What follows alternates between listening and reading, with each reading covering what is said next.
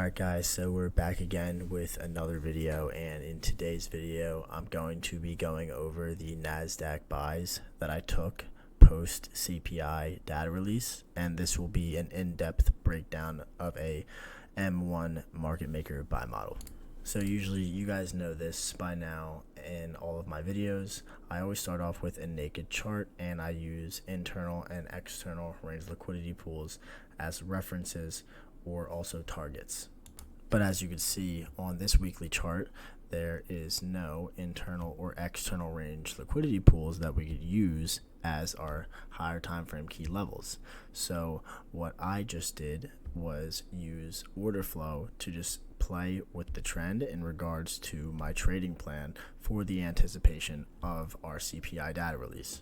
And even looking at a daily chart, what we could actually notice here is just we are in some more so of a daily consolidation, but what I see is SMT divergence at resting highs here, with NASDAQ and ES making the higher highs and the YM making the lower highs. But then also noticing this here as well. In this corresponding low with this corresponding low, we have a lower low on the NASDAQ. And on this low with this low, the corresponding is a higher low on the S&P. And you can see that the YM also made that lower low. So we know as of right now that there's SMT at the lows and there's SMT at the highs. So there's not much that we can do in regards to making a reference to understanding where price will be delivering to. And I also know that a lot of people, once we created the SMT at these highs here in correspondence to YM, what a lot of people were anticipating was a quarterly shift and price to start delivering bearish. But I wasn't going to assume that until the daily had a close below a swing low, giving us a daily shift in structure. And that was not given to us or provided just yet. So what I wanted to do was play with the trend and stay bullish until otherwise given a full-blown shift in structure. So dropping down to the 4-hour chart, this is a closer look as to what happened post CPI data release. And you can see this is our 4-hour candle after we had the news drop. And you could see after we had the news drop, what did price really do? Price didn't do much, and we don't really have a tell just yet. But I'll show you the annotation that I made in the next slide here. We just have support of this down close candle, this down close candle, and this down close candle, the 4-hour bullish order block, as well as price supporting the fair value gap as well. You can tell the bodies are closing above it, and the wick is just doing the damage. Now moving to the hourly chart, this is the same thing, but it doesn't look like pure clarity just yet. The needle wicks are just doing damage, but the bodies will obviously tell us the story. And once data release is given, this is the 8 a.m. candle close. And as you can see, there's nothing with a clear direction, no candle closures above highs on both YM, on ES, and NASDAQ. So what I want to do is wait for the 9 a.m. candle to close just to see what happens next. All right, so waiting for that 9 a.m. candle close, what do we get?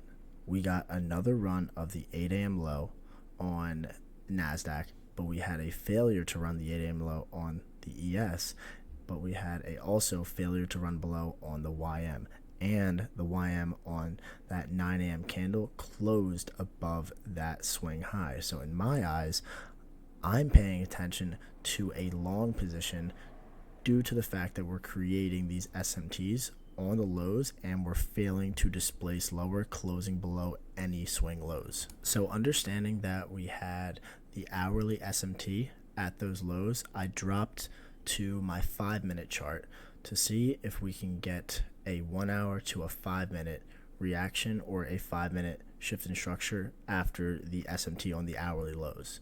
But as you could see, the swing high that we would need to break is all the way up here, and this is after equities open at 9:30.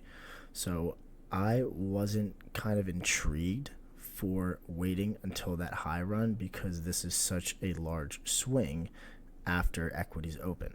So my first go-to was to drop to a 1-minute chart because I knew that I would be able to frame a market maker buy model after we see the displacement lower and run creating the hourly SMT. So dropping to the M1 chart, obviously, this is much more reasonable to pay attention to in regards to seeking a potential entry.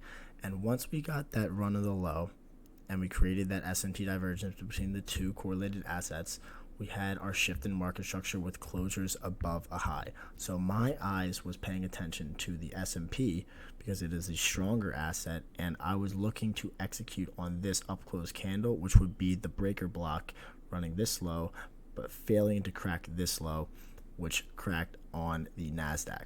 So I was paying attention to longing the M1 breaker block to target all of these corresponding highs. But as you can see, as we fast forward more so in price, we did not have any sort of opportunity to retag into that bullish breaker block.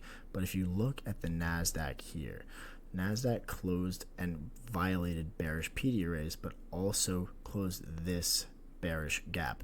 If you drag that gap out in time, you can see we accumulated old distribution into new accumulation, also making an M1 bullish fair value gap that we use to support price higher. Now, fast forwarding price even more. If you guys watched my previous video on how to perfect your entries, you would know exactly what I'm looking for in this particular setup. And if you just wait, pause the video, annotate your chart before I show my annotations next, and just let me speak and say that price closed off this gap as well, and we're using this old bearish gap now as new accumulation from old distribution. And the same thing here with this bearish gap on the S&P, drag that out in time, and we're using this as new accumulation now as well. Now, what was this low labeled as here? This low was labeled as a short-term low. And what are we looking at after short-term lows get violated? A potential for an intermediate term low to form next, because you want runs on buy stops in the anticipated opposing direction of your draw on liquidity. So after these intermediate term lows are potentially forming and we run short-term lows here like we did on the S&P, as well inside of that inverse fair value gap, we want price to displace and drive higher. Now look at exactly what happens next. After price traded down, sweeping that short-term low, we had price displace higher, closing above this swing high. So in my eyes, I saw this low as a protected low because this was a run on buy stops with price displacing after that, now creating a bullish fair value gap.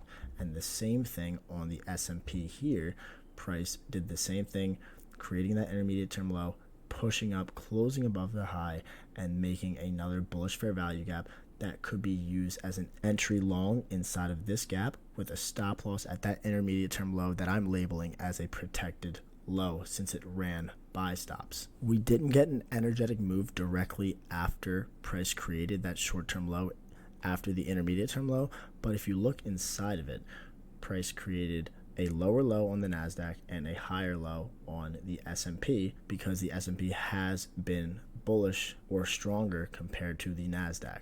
So if you wanted to, you could have entered off of the S&P inside of this gap, targeting the daily AM highs. And if you go to the left on the sell side of the curve, we had up close candle that you drag out in time. That was your mitigation block because the PD array formed inside of that on the buy side of the curve after we had our confirmed short-term low for the entry long. And you can clearly see after price created that intermediate term low and the short-term low to the right of it with that bullish PD array on the NASDAQ and on the S&P, it was a smooth and quick, easy delivery to our buy side liquidity pool targets, the AM highs that was set prior to equities open. Now, you guys should know this and understand that every single concept that I've taught and shown on my YouTube page is completely fractal. And a lot of you guys do trade like the M1 chart or M5, M15, etc., whatever it is, higher time frame or lower time frame. It can all correlate together. But the most important thing and the biggest takeaway is perfecting your executions and your entries. And you want to see runs on buy stops or sell stops occur in the opposing direction of your drawn liquidity, because what you want and the biggest key for you is for market structure to align itself with the draw. And whenever I'm framing my entries, this is what I'm always looking for. I'm always looking for, if I'm looking for buys, intermediate term lows to set, and then price to break structure, creating a short-term low to the right. That will be my entry, just like how I have labeled on the NASDAQ and the S&P. But I hope this was detailed enough. I hope this provided enough clarity for you guys to understand that this can happen on any sort of time frame, even below the 1 minute chart. So when you're looking for your next execution and your next trade to take, try utilizing these concepts and looking at it live in time in action, and hopefully it provides more clarity and more confidence for you to execute your trades in the future. Again, I hope you guys all enjoyed. Thank you again for watching, and I will see you guys in the next upload.